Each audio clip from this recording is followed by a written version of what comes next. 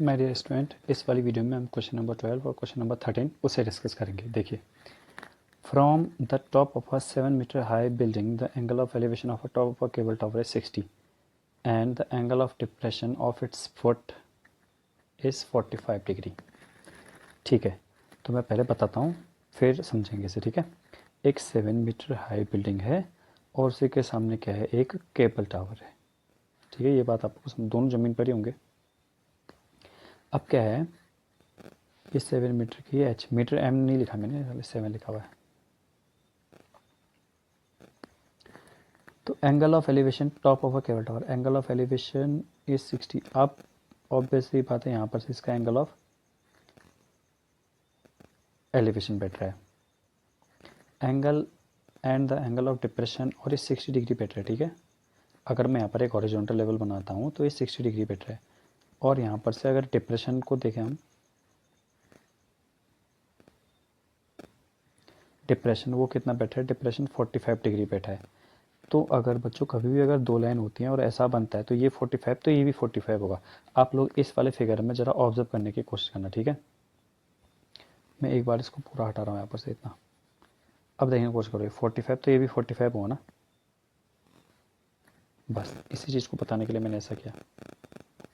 ठीक है, तो ये भी कितना हो जाएगा हमारा, 45 ही हो जाएगा।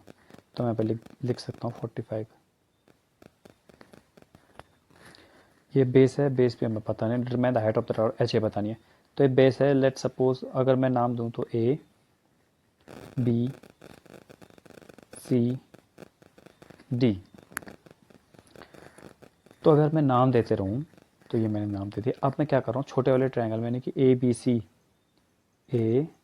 बी सी वाले ट्रायंगल में मैं लगा रहा हूँ, तो ये कितना हो जाएगा,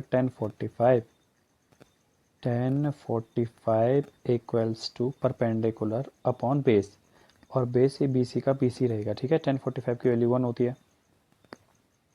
तो इसकी जगह पे 1 लिख दूँ तो ये तो हो जाएगा 1 डियर। तो यहाँ से बी सी कितना आ जाएगा, 7 आ जाएगा। बी सी कितना आ गया हमारा, 7 आ गया। अब हम आगे करते हैं क्वेश्चन को। देखिए, अब हमें क्या चाहिए, हाइट ऑफ द टावर चाहिए ना। तो हाइट ऑफ द टावर चाहिए, तो एक काम करते हैं, ए बी सी डी, ये ई पॉइंट मान लेता हूँ मैं। ये मैंने माना नहीं है बट मैं यहाँ पर लिख देता हूँ, जहाँ पर एच लिखा है ना, ये वाला पॉइंट मान लेते हैं ई पॉइंट है। ठीक है, अब मैं इसे थोड़ा सा रब करता हूँ, बी सी 7 आ गया, वो मैंने लिख दिया यहाँ पर। अब एक बात बताइए मुझे, अगर ए डी ई ट्रायंगल में, दिख रहा होगा आपको, ए डी ई वाले ट्रायंगल में अगर ए डी ई वाले ट्रायंगल में हम लोग लगाते हैं 1060, ये क्या हो जाएगा, परपेंडिकुलर कितना है हमारा, D E upon base, base कितना है हमारा, ए ई बेस है ना हमारा, और तो 7 है भाई, 7 के बराबर तो होगा ये। तो यानी कि मैं ऐसा कह सकता हूँ कि डी ई अपॉन बेस ए ई हो जाएगा। तो और ए 1060 की वैल्यू लिख देते हैं √3। डी ई कितना है भाई, डी ई नहीं पता है तो डी ई को डी रहने देते हैं। ठीक है, अभी एच वेच को छोड़ो, डी ई को डी रहने दिया हमने। डी ई अपॉन ए ई बेस कितना है, 7 है। तो डी ई हमारा कितना आ जाएगा, यहाँ से 7√3 आ जाएगा। कितना आ जाएगा, 7√3। और ये 7 है तो ये भी 7 ही होगा। ठीक है, तो इसका मतलब ए बी अगर 7 है तो ई सी भी कितना होगा, 7 होगा। तो हाइट ऑफ द टावर पूछे ना बच्चों मुझसे, हाइट ऑफ द टावर के लिए मैं क्या करना, मुझे क्या करना पड़ेगा, मुझे इन दोनों को प्लस करना पड़ेगा। ठीक है, तभी तो आएगा हाइट ऑफ द टावर। तो ये आ जाएगा 7√3 + 7, 7 कॉमन आ गया, तो यहाँ पे √3 + 1 मीटर ये बचा। ठीक है, तो height of the tower is इतना। अब चलते हैं नेक्स्ट क्वेश्चन की तरफ। An observe from a 75 metre high lighthouse from a sea level. देखो, सी लेवल मतलब हमें मान के चलना कि यहाँ पर समंदर है, तो एक लाइट हाउस है यहाँ पर। ठीक है, angle of depression of 2 ships, एक शिप का एंगल ऑफ डिप्रेशन बैठ रहा है 45 और एक शिप का एंगल ऑफ डिप्रेशन बैठ रहा है 30 बेटा, एक का 45 बेटा। ठीक है, हमने माना है सीधी लाइन है। ठीक है, ऐसे मैंने बना रखा है। तो यहाँ पे एंगल ऑफ ए बेटा, तो अगर मैं 45 वाले की बात करता हूँ तो ये वाला एंगल मेरा 45 है ना, तो ये वाला भी 45 हुआ, और ये वाला एंगल मेरा 30 है ना, तो ये वाला भी 30 हुआ। ठीक है, तो वही पैरेलल लाइन वाला केस बनेगा। पैरेलल लाइन वाले केस से आप लोग समझ जाएंगे।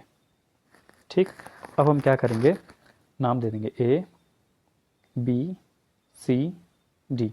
तो मैंने सी को मान लिया पहली वाली सिप है, ये डी ये दूसरी वाली सिप है, खाली मैंने मान रखा है ये एक्चुअल में नाम नहीं है, सी और डी नाम है।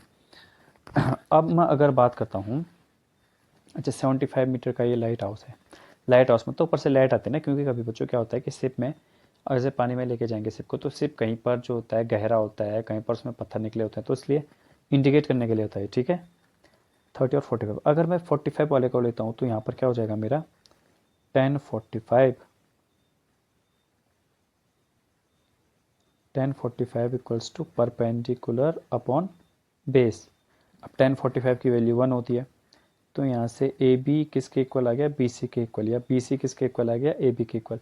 तो यहाँ से ए बी सी जब इक्वली आ गए हैं, ए बी और बी सी इक्वली आए ना, ये पूरा मिटा रहा हूँ, ठीक है, आप लोग खुद लिखना है इसे। तो ये कितना हो जाएगा 75 हो जाएगा।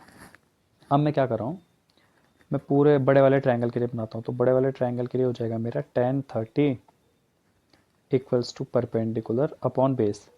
ये अगर डी सी को एक्स मान लेते हैं ना थोड़ी देर के लिए, तो एक्स प्लस 75 हो जाएगा, है ना। और 1030 कितना होता है बच्चों, 1030 होता है 1/√3। 1030 हो जाएगा 1/√3। तो यहाँ से क्रॉस मल्टीप्लाई करेंगे तो x प्लस 75 कितना आ जाएगा 75√3। और यहाँ से x कितना आ जाएगा, x दरअसल दोनों सिप के बीच की डिस्टेंस है। ठीक है, तो ऐसे x कितना आ जाएगा 75√3, ये 75 उस तरफ जाएगा तो ये माइनस का हो जाएगा। यहाँ से 75 कॉमन लेंगे तो 75√3 - 1 मीटर आ जाएगा। ठीक है, और यही हमारी क्या आ जाएगी डियर, दोनों सिप के बीच की डिस्टेंस आ जाएगी इतनी। ठीक है, तो हो जाएगी, देखिए आपको समझ में आएगा। एक सिप था, सिप से ऐसे देखने पर यहाँ पे एंगल ऑफ डिप्रेशन बना था, तो मैंने उसे एंगल ऑफ एलिवेशन बना लिया पैरेलल लाइन वाला केस लगा के। ठीक है, तो उसके बाद मेरा इतना आ गया। तो 12 और 13 वाला क्वेश्चन आई होप कि आप लोग को समझ में आया होगा। मिलते हैं हम नेक्स्ट वीडियो में, जिसमें हम इसके अगले वाले क्वेश्चन करेंगे। ठीक, तब तक के लिए थैंक यू।